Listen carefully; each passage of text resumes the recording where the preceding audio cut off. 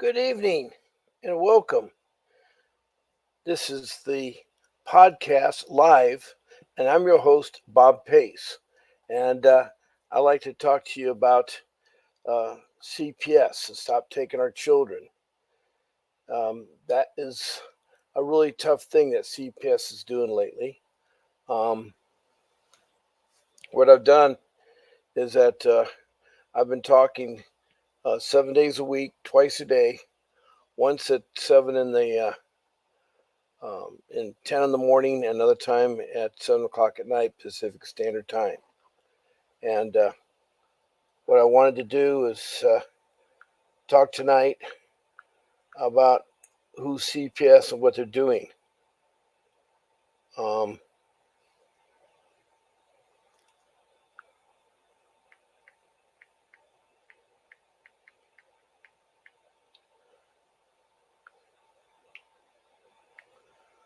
I had a little bit of technical difficulty, and my apologies for coming on so a little bit late here. But there's several ways you can interact with the show.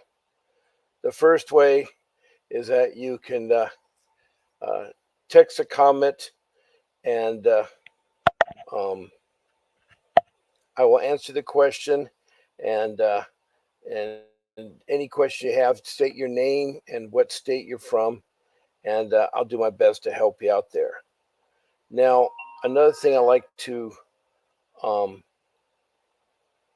tell you, the interactive show, you can call in live at 626-698-0990.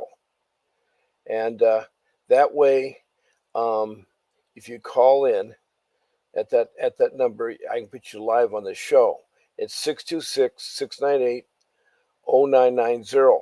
Now, the other way is if you don't have the time right now, you don't want to be a guest speaker and talk, then you can call it 888-888-6582. That's the office number, and you can talk about anything you like to on the particular show.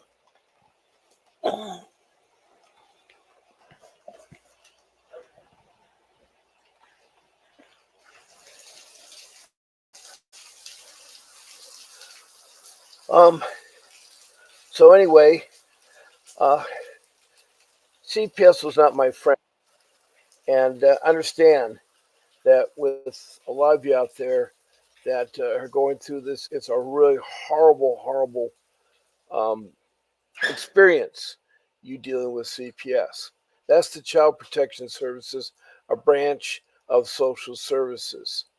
And so I'll try to give you some insight, but one valuable tool that you need to negotiate and fight with CPS is you need to have an attorney. And this show right now, it hosts this show. Um, excuse me, that sponsors the show is Vincent W. Davis and Associates. He is a law firm with legal advice, legal help, and Mr. Davis is a family attorney, a family law attorney, very professional. And right now, what Mr. Davis is doing is he's offering a free 30-minute to 1 hour strategy meeting dealing with issues of how he can help you fight CPS and get back your children. So he offers a strategy session, and it's free. So you just call into 888-888-6582. And when you call in, it's the office. Make sure you mention my name and that Bob Pace, and that you want to speak to Mr. Davis. He is a valuable tool. What I mean by that, I made a bad mistake of not having an attorney, and I wish I did, because without an attorney, it's like you performing open heart surgery without a doctor. That's how critical it is. So I'm telling you that that's important. So go ahead and post your comments if you want to speak. It's 626-698-0990. That's the direct line on my phone. I'll put you live. If you want to schedule another time and a date, it's 888-888-6582. Also, it's the same number to call in for getting Mr. Davis and having a strategy meeting with him at no additional charge. Um, CPS Child Protection Service is empowered or supposed to, you know, protect our children and to um, and to help family reunification. And in my case, it didn't really protect my children or do family reunification. It starts off with allegations, and that's the worst time as you're going through this is with the allegations. Allegations um, are called in, and by law, social service needs to call and investigate. And there's supposed to be allegations of abuse or neglect. Now, abuse can be physical abuse. It can be also sexual abuse. It could be even domestic abuse, verbal abuse. And what I mean by that is that parents are not supposed to argue in front of their children. It's wrong. It does no good. It makes the children anxious.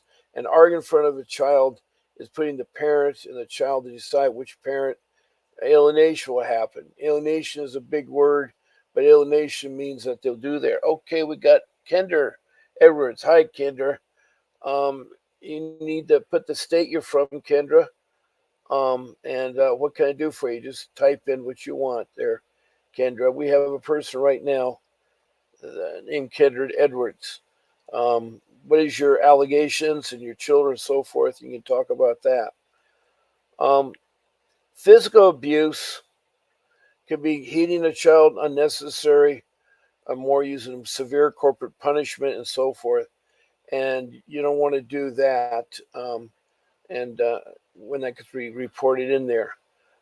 Sexual abuse is either parents use for gratifications of children with sex or taking pictures of them or even put them in prostitution. That's wrong. So those are the abuses. Neglect is such as they're not providing food or utilities to take care of their children. They say the refrigerator is not full of food. They don't have clothing, and people that are professional, like school teachers, will notice a child at school. They're required by law to report something. If they see a child with burnt fingers or something like that, they're going to call and say something's not right. And then CPS is supposed to investigate. And when they investigate, they're going to try all kinds of members. Now, um, okay, this is Kendra Edwards. I was on here last time from Houston, Texas. I remember that. My kids is in Baltimore, Maryland. I just here to listen, then comment. Okay, I'm glad you're here, and I appreciate you be here. Um, so these allegations sometimes are not true, and that in my case, I found out that my wife's side of the family um, made allegations that weren't true, and they were trying to um, they were trying to uh, take our children away from us, doing some things there. This is a sad part when people abused CPS, go and falsify stories, and then they take away our children based on that. It is really, really, really hard. I started being involved in CPS soon after lost my job, and that's a hard enough tragedy it is.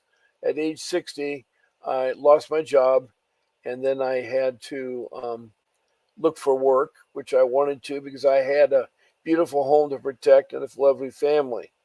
And it was brewing. There was a beautiful, perfect storm. Right now, I'm broadcasting this live from Southern California. We're having heavy rains. It's rain right now. I've had a lot of technical difficulty today because of the rains. This morning show, I lost power then. This show tonight was delayed. And again, my apologies go out to all of you. Um, but I'm glad you're listening and have come onto the show to find out some ideas that might help you in your case. We have people from all over the United States have watched the show or called in, and I've talked to over 100 of you out there, and you all have something very similar in common. You right now are fighting an agency that is not transparent, that is deceptive, and that will lie. And they will steal your children. The sole purpose in my case, and the majority of the people I hear, was to make money off your children.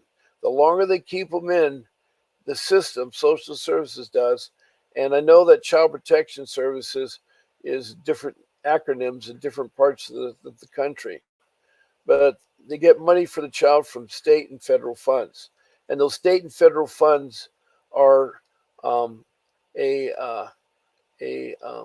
big uh, thing that they work on to giving their workers bonuses so they can buy their Gucci purses, and they can, you know, get their cars and things like that. Our case, our social worker was more interested in telling them about her new eyelashes, her new makeup. She was young. And the thing I found out that social workers don't have to be certified. They don't have to be any skills. They don't have any license. They have no accountability.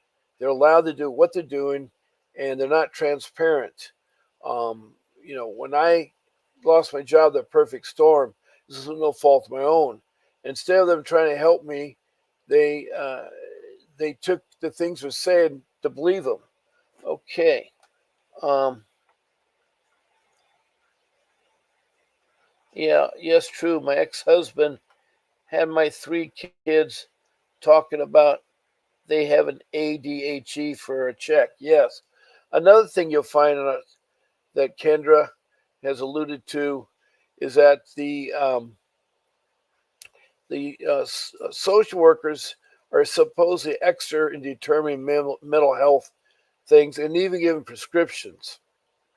So um, they will do things they're not supposed to. And what you need to do again is get that attorney to help you navigate. Now, there is a public defender with all cases. The way it works is after allegations are made, they do investigations. They come to your home or want to talk to you, do not talk to them. Do not let them in your home, even the police, unless they have a warrant. They're not allowed to sit in your home, and you don't have to talk to them. Because the more you talk to them, you're going to say something that they're going to twist and turn and use against you. If they come to your home, they're going to see things that maybe you didn't know that were detrimental, that may be bad. So you need to be prepared and have the advice of your attorney. Now, in my case, after 5 years of meeting with them and talking to them, I did leave them in my home at my time. My perfect storm ended up where after losing my job, I started to, in 5 years' time, my parents were dying and they had their personal belongings. What got me into trouble was having too much of my personal belongings of my family in my house. Now, I didn't have money at that time for storage because that's where they should have gone, but they had their furniture, their boxes, and somehow the social workers said that having the boxes could jump and hurt children, or the furniture can run upstairs and attack the children in the bedroom. That's how ridiculous it was. But they were looking for something. They really were. And they used a crazy deception. I could not believe it. They had a detective follow me after I picked up my son at school, and he followed me for quite some time. I didn't know he was following me. And then he pulled over his buddy on the police force, a black and white, and they pulled me over. And I always stop. I mean, I thought I could trust the police. I thought I could trust this agency. I found out you can't. You cannot.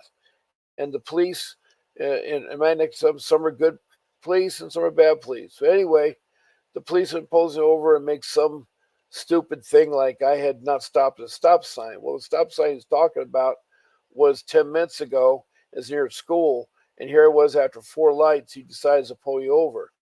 And before he said much further, he said, "There's a guy behind me that wants to talk to you." Well, here walks a detective with a little badge and so forth. And he told me, "You need to come with me to your home." I said, "Why?" And I said, "What is the reason?" He says, "You need to come with me." Well, at first, I was not, I was intimidated by police. You all be intimidated by police and social workers. And I followed him home. And sure enough, when I arrived with my 9-year-old son, in tow, there was three social workers, two code enforcement, two uniformed police officers, the five firemen, and the detective, all in my front yard wanting access to my home. And I said, "Well, what is it?" Is there a fire? Is like that? We need to see yourself, your house, and what you're going through. And I try to explain to him that I had lost my job and that my parents were dying and had taken their personal belongings. I was sorting through them. And I had some of the stuff on the porch and in the yard because you're not allowed to keep. I lived in a private neighborhood and I had originally all nicely neat and tidy on a pallet in front of my garage, but they didn't allow that. So I had to bring them in. And so, sure enough, they made a big deal. They're all with their combat boots, their dirty shoes in the house. I usually have people not wear shoes in the house. They go traipsing upstairs, and I have a beautiful home. It is a beautiful home. And children each have their own bedroom, well organized and clean. It's their own castle. They go to my master bedroom. They look out the back window. They see the swimming pool. They see the yard. They say to each other, "Wow, this place is nice," and look at that and stuff. And so it was really hard. Um, so I immediately um,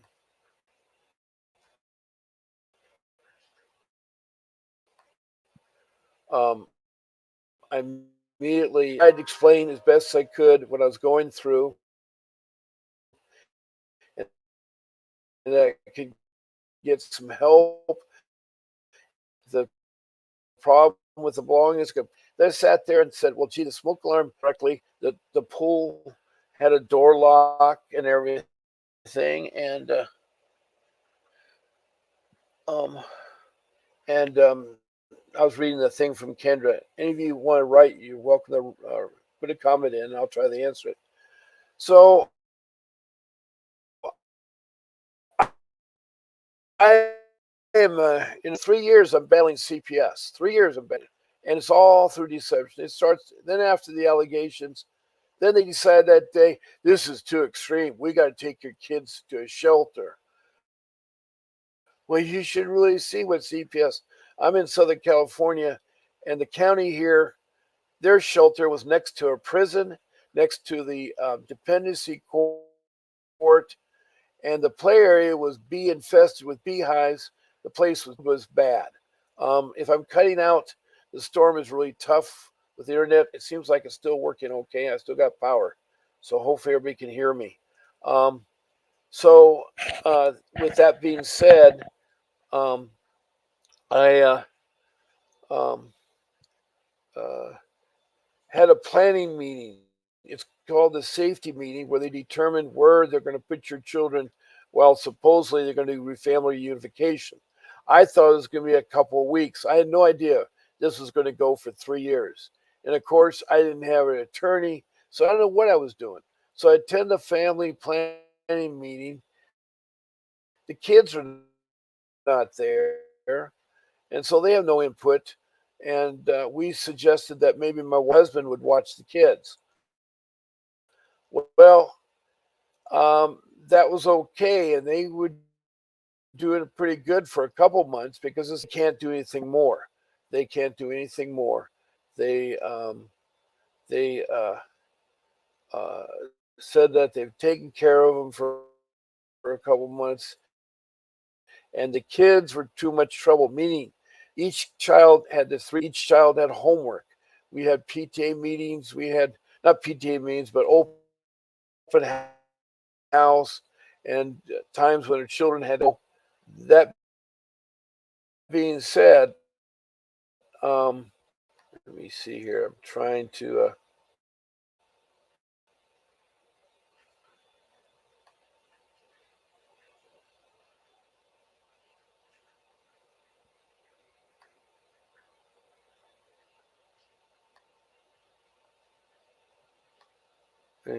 Making sure that my internet doesn't go, so I'm making sure all my programs are stopped. Everything. Um,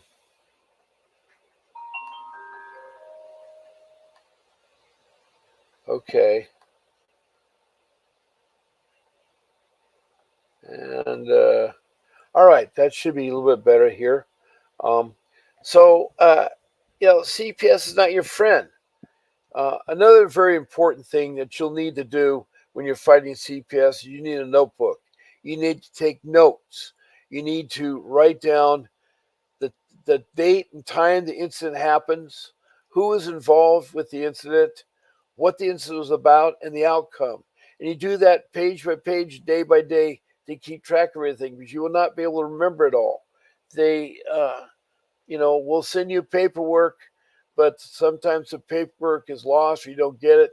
Anytime you need paperwork, you have to go to the clerk's office, the court clerk's office, and request a copy of the paperwork to submit to the court. It's very important that you have those. And so after the planning meeting, they put there, then they're going to do their investigation.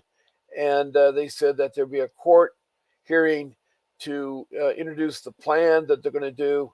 And at first it tell you like it may be 6 months. Now it was in May of 2015, so I was hoping by Christmas it'd be all over and be back with your family. But these allegations were making by my wife's family were really bad. And see, they had for uh, since I met my wife, they didn't like the idea of me marrying my wife. We having children. We've been together now for 30 years, and they did their best to try to alienate us parents from our kids, and both the family members and CPS do what's called alienation. Now, alienation is illegal. That's where you are getting people that are trying to separate you from your children and so forth. That's wrong. Parents will do it in custody battles. That's where alienation is from. So it's really important that you know what that is. If you have issues with your children, and in my case, you don't want to argue in front of them, you want to do a timeout and then come back and talk to your spouse about the issues, and you want to talk so that you are civil with each other. Anytime you're angry, say things, it does no good. It's going to hurt you. You're going to feel bad. You're not going to solve the problem with the children. And can't expect CPS to help you out either. Um, they tell you what courses you have to take, parenting courses or anything like that. My kids was getting more and more complicated because not only was their social service doing investigation, the police department was doing their own investigation.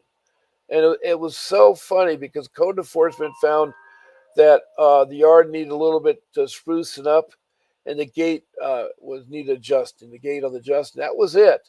They couldn't really find anything. The things they found, and I didn't know the law. You are really run the risk when you have to fight it by yourself. And I'm very intelligent, and I wrote emails, I wrote text messages, and I really tried my best to get a fair share and do what they need to do. We had a functional family. We had a loving family. I have 6 children, 3 are older children, and they're doing quite well. And then my 3 younger children. And so, because I had lost my job, because my parents were dying, they decided to make my life hell. And they did. They really did, because they were mad because I went ahead and talked to the top dog right away. And he sits in a building that is so rich, you wonder where all the money is. It's $1 billion business. It is a money business that they do. And if you don't think so, just look around. Just look at your case there. But what you have to do is you don't want to talk to CPS. You want to talk to your attorney. And most of us are given public defenders. At first, they're the worst things you can do. A public defender is a new lawyer that doesn't have much experience, and he's loaded with 20 or more cases. So he doesn't have much time for your case. And the dependency courts were so overcrowded in where my county was that people were shuffled in and out. And I found out that you're not allowed in the court during your case being discussed or by the attorney. You come in there for a brief minute or two, but you're not allowed to. You should be allowed at all times there. And the judge I had didn't have a background in family law. His background was in auto claims and auto damages and doing those kinds of issues there. So I had a really bad judge. I later found out that he's pals with the social workers, attorneys. He's pals with a public defender. They play golf. They go out and eat. So it's a palsy-walsy system, and they are just really, they are not there to help you. They There's no family reunification. They want to see how long it was. And so after my wife's sister and husband no longer wanted to take care of the children, they then were sent to a group home. We insisted they stay together. They're supposed to stay together. During this process, there's something really important I want to tell you about, and that pertains to Native American Indian children or families. If you are a Native American Indian and are registered or could be registered as one of the tribes in the United States, then CPS by law has to turn them over to the tribe, your children, and you have to request it. They have an act that was passed in 1979 called the ICWA, the Indian Child Welfare Act.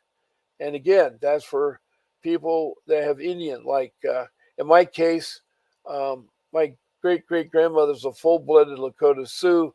My great great grandfather is from Norway.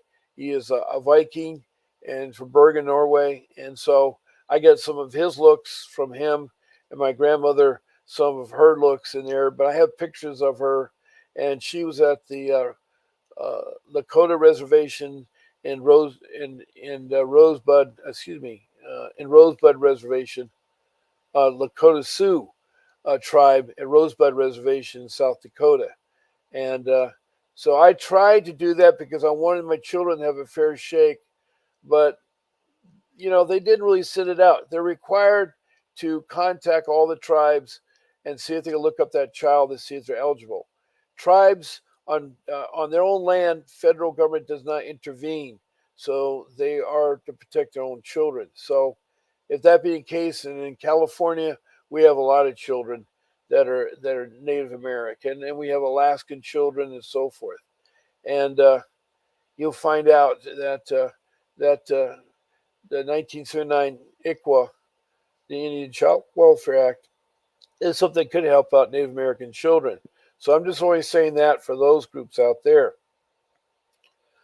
Another form you need to be aware of is called the 388 petition. The 388 petition is used to introduce new evidence or something that came up that's unique and new into the court. You may want to change a different jurisdiction, whatever it is. It's a tool used where you attach your attachments and you just, let's say you have suspected drug abuse. And what you want to do is that you want to show that you've taken your classes and that you've tested negative and that you're drug free. That can be introduced there. What that does, it tries to overdo the current plan that's in place and supersedes it. So you need to know about the 388. Your attorney knows about it, and they wanted to, use it. But it's a tool you want to use in the courtroom. Um, the Again, I keep talking about an attorney. Attorney is the most useful tool that you have, and we have one that is producing a show. This show is through Facebook, but put on YouTube. But the law firm of Vincent W. Davis and Associates is producing the show, and Vincent Davis, Mr. Davis, is a very good professional attorney, and he is. Um, He is available for a free strategy meeting for 30 minutes up to an hour. And he'll talk to you about CPS, how to fight them, how to get your kids back. It's well worth it. It's free. And to reach him is called 888-888-6582. And you want to do is that you wanted to call in and say Bob Pace sent you and ask for a time to meet with him. It's well worth your time to meet with him because he will help you, and you do need the help. It's so complex and so serious. When I got him finally aboard, he got back two of our three children. One child was convinced or brainwashed and thinking she'd be better off being with foster care parents, because our children for a while in the group home. The thing I want to tell you about group homes, this one where I was at was using Boys Town to run it. And Boys Town is great for kids that don't have fathers or mothers, but when they have a father and mother like us that's so much anxious to take care of the children. Our children were taught not to love the family members, put their hands down to the side, not to hug them, and they were trying to alienate the parents from the children. They were trying to do it again. Alienation. You got to be careful about it because, the group home was using it, the social workers were using it, uh, my wife's family members were using it. Sometimes your spouse will use it. It's wrong. It's against the law. So you got to really bring up that issue there. Now, when you're with your public defenders, you don't like them, you're going to change them to another one. You're going to have another public defender if you don't like that one. So you keep going through them. And it's the public defender's office. You say, I'd like to substitute another public defender until you finally get one that'll work for you. Most of the times it won't. I'm so sad to tell you that, but you need to hire an attorney. And Mr. Davis, our attorney, will go in Southern California, Northern California, any of the other states. And you can retain them if you like them, and I think you should. I had to mortgage my home because after trying to fight with a couple years in 2015 and 16, I needed to have Vincent aboard so you get my children back. And so I mortgaged the home. So I lost my home. I gave up my home. I had already lost my job. I did try to find work, but it's sporadic, and they were thinking I was getting too old. It was 65 when CPS was in my face, and they're not nice. They're not nice people. They're not transparent, and they are strictly there for the money part. So the group home, my son was being punished because he drank too much orange juice, or they have a point system that's supposed to reward the children, but instead it made my kids stressed out because all of a sudden they had to worry about losing their points. And there was other kids that were in the home, and these parents that were working for Boys Town had one child that could barely walk, another child on the way, and they were trying to take care of 6 other children. That's 7. That's 8 children. I mean, one is pregnant. I mean, that's way too much, and 2 people can't do it. I know what it is. I mean, we have 3 children ourselves with us too, and my wife is at home taking care of them. I'm one working, so it's really is a satisfaction.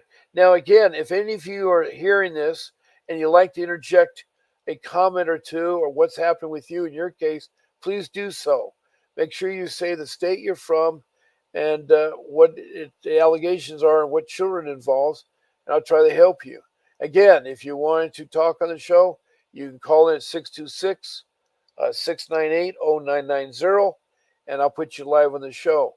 And again, if you don't want to talk right now, want to talk later at time, you can call 888-888-6582 and make sure you tell them Bob Pace sent you and schedule a time to be on the show. So that is really, really, really important there. Now, there's some other things I'd like to talk to you about that maybe would help you. Let me see here.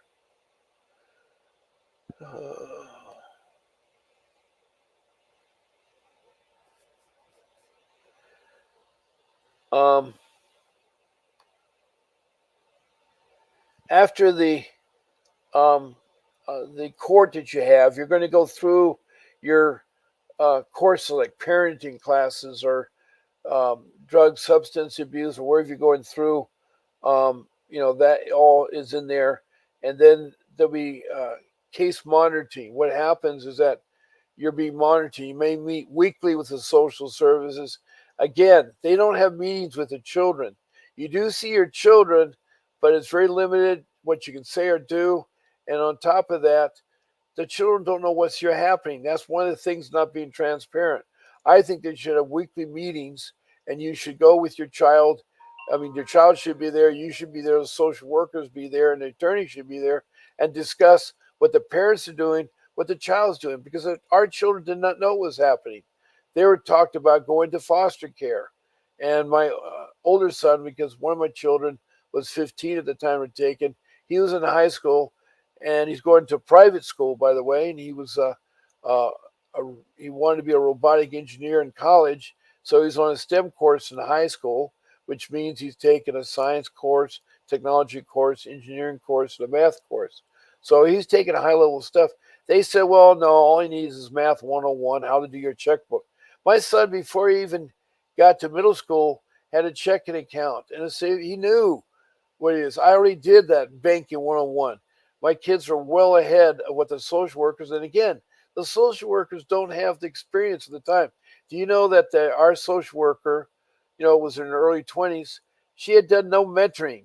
She had done no mentoring, and so she didn't know how to, um, um, you know, really how to do family reunification and so forth. Let me see. I'm trying to think of some other topics here. Uh, there was question and answers there. I talked about that. I talked about that. Let me see here. There's one time one of the people here on the show talked about the PSA. The PSA is a professional service agreement between two parties, and you want to be very careful about signing that with CPS because it's legal and it's binding, and it can get you into things you don't know. Um, it's a legal documentation between two people, and and it's a very very binding agreement. So I know some people there have talked about that. Okay,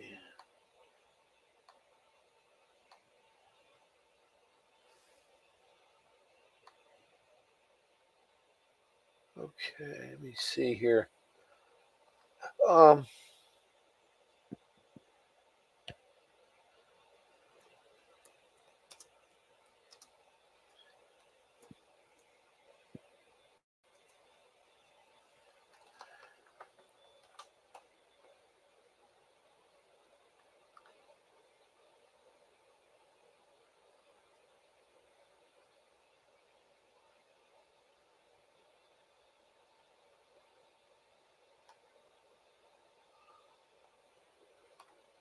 Now I talked about the four types of child neglect. I'll go over it again. There's the physical neglect, and um, the child's basic needs such as food, clothing, or shelter are not met, and they aren't properly supervised or kept safe. There's two, the educational neglect. A parent doesn't ensure that their child is given an education. There's the emotional neglect. There's a medical neglect. And so those are types of neglects in there. And um, the things, some children are abandoned, and some things in there. And it's never too late. It's never too late to get your children back, and you should never give up. You should never give up.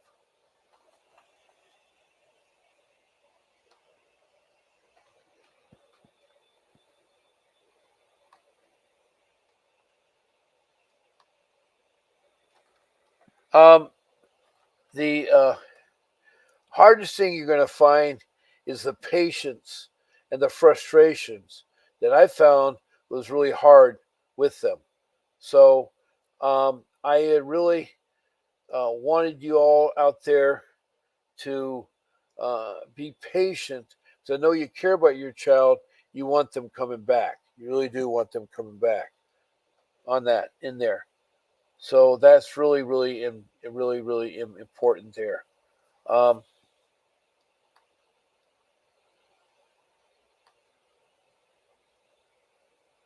Now,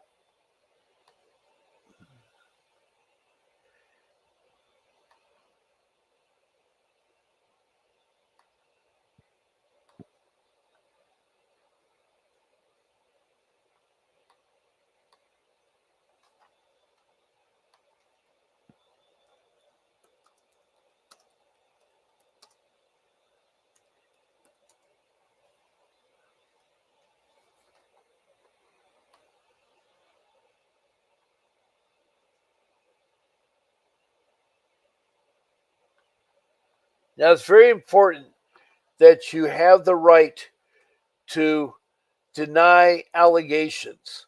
It's very, very important. But to do that, to help you, again, you're going to have to get that attorney in there. Now, in California, the Child Protection Services is under the California Department of Social Services. It's the state's intervention system to stop children abuse and neglect. The goal of CPS is to ensure that children are safe in their homes and to find new solutions for children who are unsafe. CPS is required to act on any report it receives of suspected child abuse or neglect, investigate, intervene as needed, and provide whatever service a child may need to be safe. Um, now,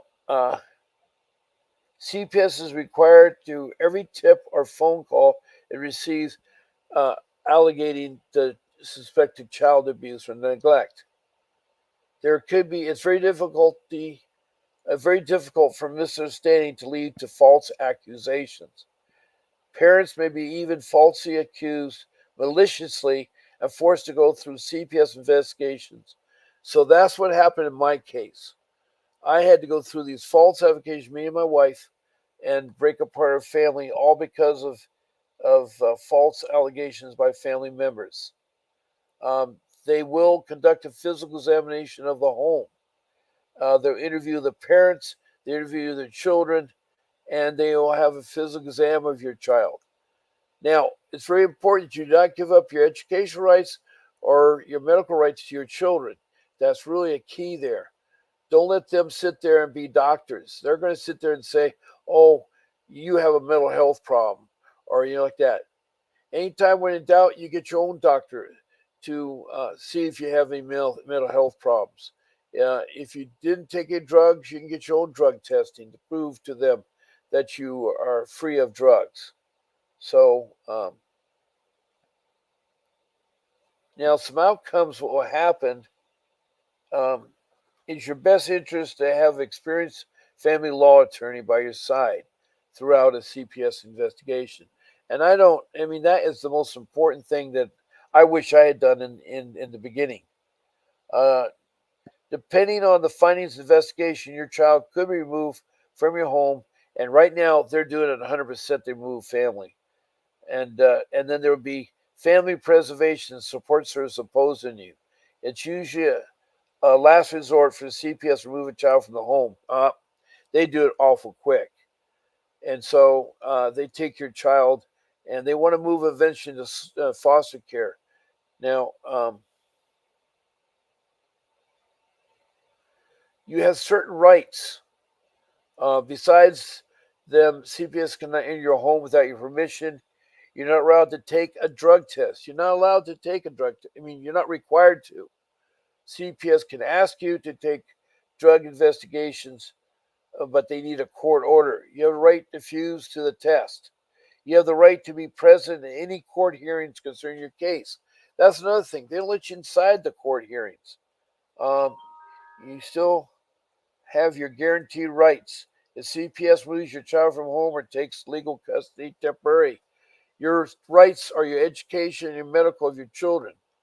Um, you have your parental rights. If someone removes your child from your home or takes legal custody temporarily.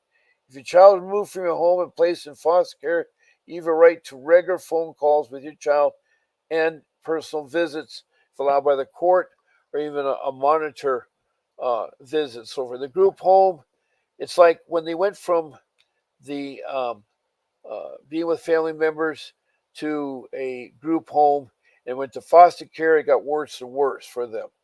And so I cannot tell you how important it is to take those notes, and keep track of what's happening and utilize an attorney to help you with them. Um, CPS will bring up things like a drug possession charge.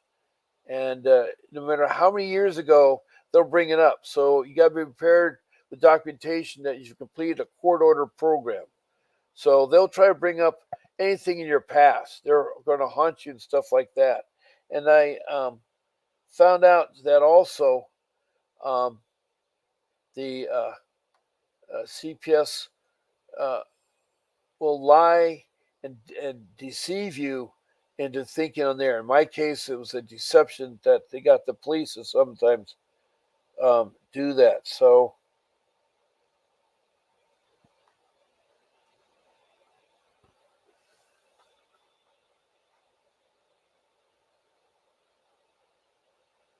and here's the sad part there. You know, if you want to fight child protection service, sometimes you may have to leave the state. As soon as CPS visits for the first time, leave the state, no matter how you have to do it, unless CP initiates court proceedings. There's nothing they could do if you left. CP unlawfully kidnaps people because uh, it's like stupid things. Like a child went out with a dirty shirt one day. Um, so um, they are in sort of aggressive mode to kidnap your children. And I hate to tell you that, is that before they take your children, you may have to leave the state to go with family members until it calms down. Um,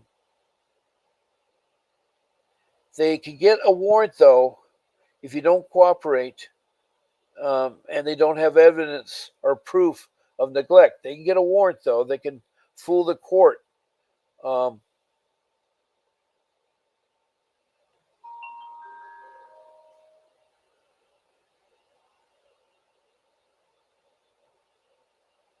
so you want to make sure that you refuse to talk to them, especially if they're investigating you about child abuse or things like that. Um,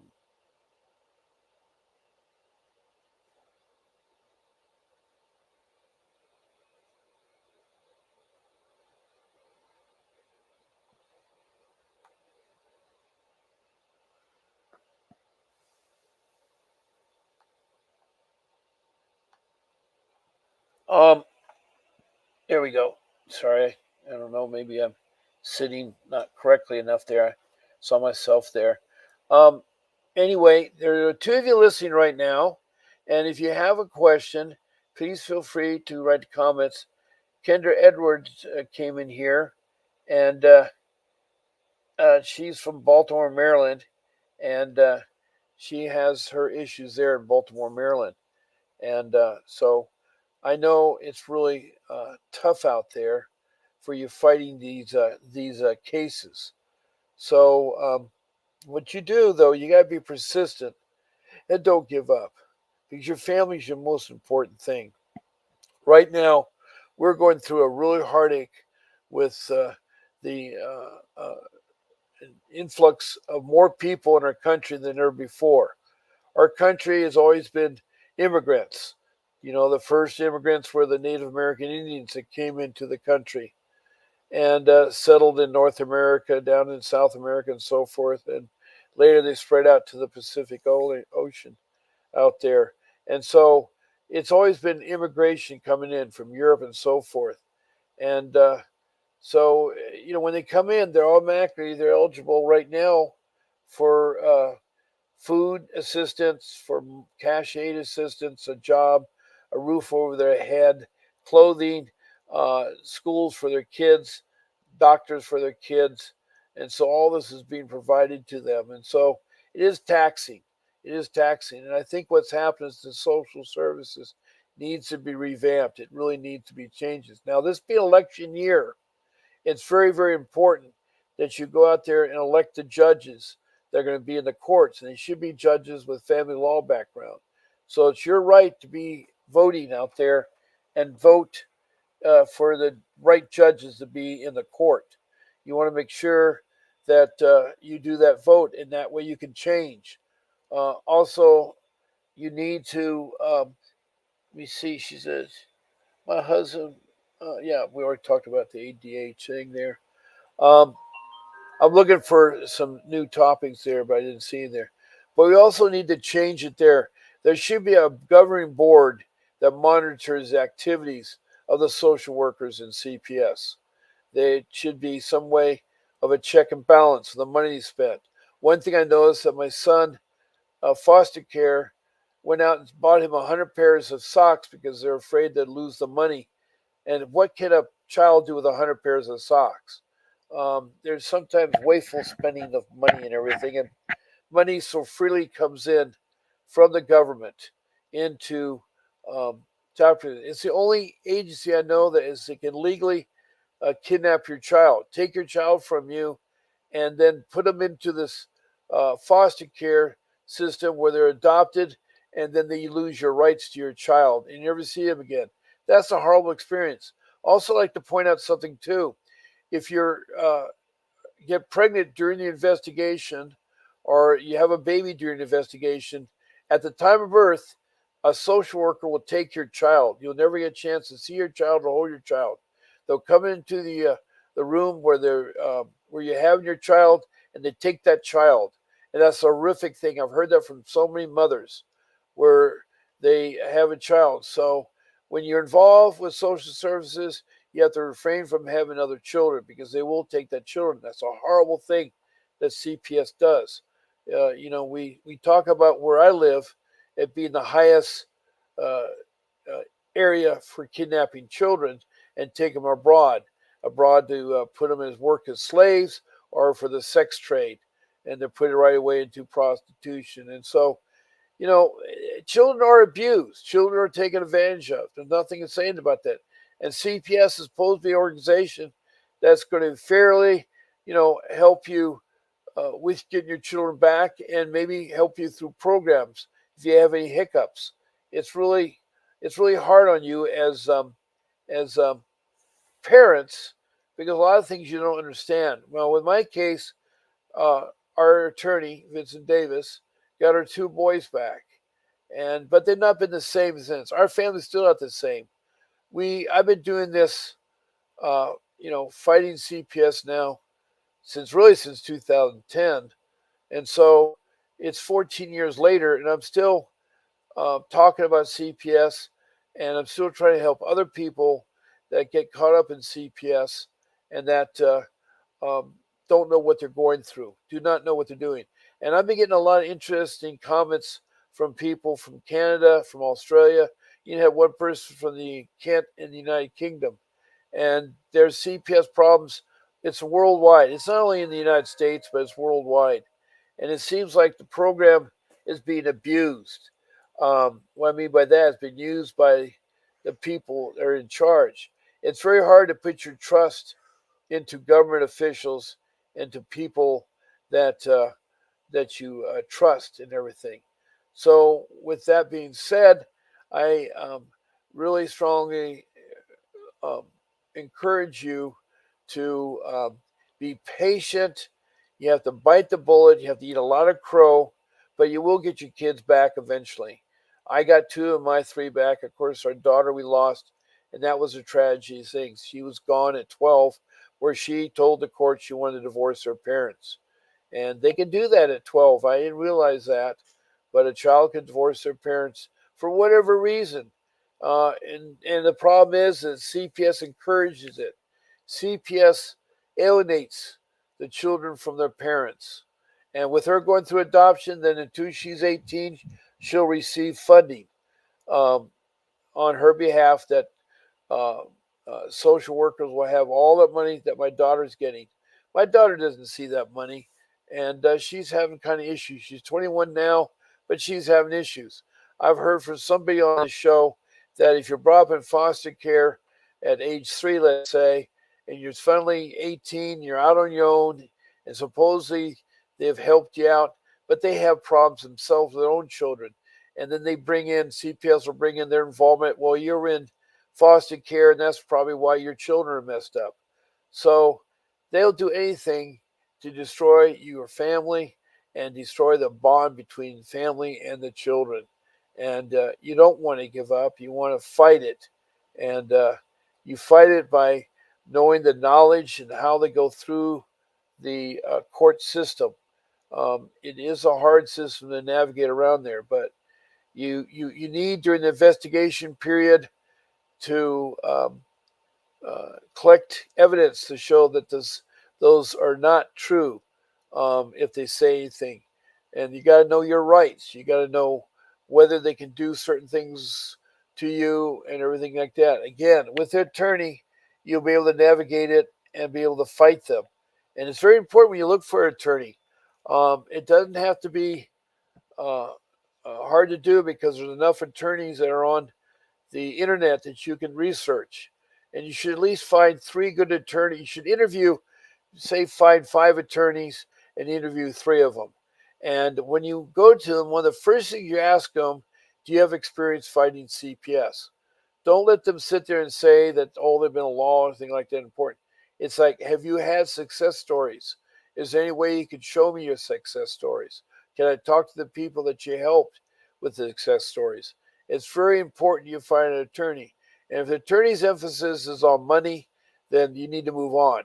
And so you want to find 3 good attorneys. Then you got to determine which one of the 3.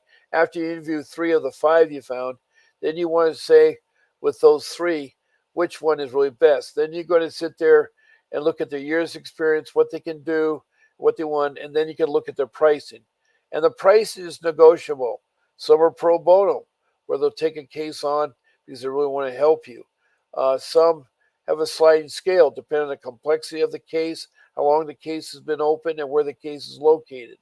Um, so that is a different price range. But you may have to ask family and friends to borrow money. You may have to take a mortgage of your home or take a loan out. It's well worth it because you love your children. You want to get your children back. You certainly don't want to, um, uh, how can you say it, uh, waste the opportunity of having your children because nothing is more precious. We're all born in this world with not a manual of how to raise and take care of children. Children are hard to do. Being a parent's hard to do. Being a husband and wife is hard to do. Or a single parent, like a father and mother trying to raise children. I found out through my wife who went through this thing, she found out things she didn't know when she was a child. She was abused by hot water thrown at her when she was a small child. Hot coffee was thrown at her as a punishment. Her brother tried to molest her when she was quite young, and her parents did nothing to protect her. She went to a concert at age 15 and was raped. And how that happened, she was with her older sister, who was 18 at the time, and her sister was too high on drugs at the concert, and they went to the bathroom and they left them there and so forth. And so um, they um, they uh, uh, they uh, didn't uh, help her, and some guys found her, and then they raped her at her first chance at sex, and she was pregnant. And that child did turn out good because she gave him up for adoption, and he's very successful in life. He came back at age 20 to find us, and then all of a sudden now he is doing good in this world here. But it's really a hard thing when you find out about um, uh, things in your life. I mean, she was later date raped, so she's had a lot of experiences that she shouldn't have gone through. And I love her dearly, and and she's a beautiful person. And uh, this CPS case has opened her eyes, but she's really disappointed that her family was so cruel enough to make us lose our daughter and to pull our family apart. It's a a really hard thing to do, and um, it was a valuable uh, experience in one respect in there. But I'm still out there looking for work. I did have a job for a while, but they said, "Oh, you're too old." I'm 74 now, and I don't want people out there to go through what I did. I do not want people to um, see or feel um, what the bad experiences are. It's like Alice in Wonderland going in a rabbit hole. She went in this wrong hole. She didn't know where she was or what she was doing. That CPS is like Alice in Wonderland. It's revolving doors. There's so many episodes in Alice in Wonderland I could think of CPS doing it. Um, the social worker that I had, they have no experience. They need to have a mentor. They need to be a mentor for at least 10 years before they come in and parade around knowing how to fix a family. Again, it's like a doctor, and that doctor, do an open. If you don't have a doctor and you're trying to do open heart surgery, you're going to fail. You're going to kill yourself. So I want you to really think about an attorney. Right now, Vincent W. Davis is a family law attorney, and he has a free consultation session of 30 minutes to an hour where he'll talk about the strategies of CPS and how to get your children back. You can call to set an appointment by calling 888-888-6582. When you call in, make sure you say that Bob Pace sent you and that you want to have a session with them. The ticket at the bottom of the screen shows a web page. You can check his calendar and so forth. Also, I hope that you all want to maybe be a guest speaker on the show. We're not going to take more calls because we're reaching the end of my time here. But you can call in 888-888-6582 and tell them you want to be a guest on my show. Say Bob Pace sent you, and they'll schedule a time and a date and a time that'll be good for you. Now, I'm on 7 days a week at 10 o'clock in the morning, at 7 o'clock at night. And that's twice a day. And I'd love to talk to you, love to hear from you. And I love any input you can give, anything you can say about what's on your mind and so forth. Because there is a solution. There is hope at the end of that tunnel that you're fighting for your kids. And I know how much you love your kids. And so good luck with the new year. Best wishes and much success. And don't give up. Fight for your children. Keep your head up high and be awful careful what you say around CPS. Don't talk to them. Don't see them. Try to go all through an attorney with that. So right now I'm going to say it's the end of our show. Thank you all for listening, and I'll look forward to seeing you again. And God bless and good night. Bob Pace signing off.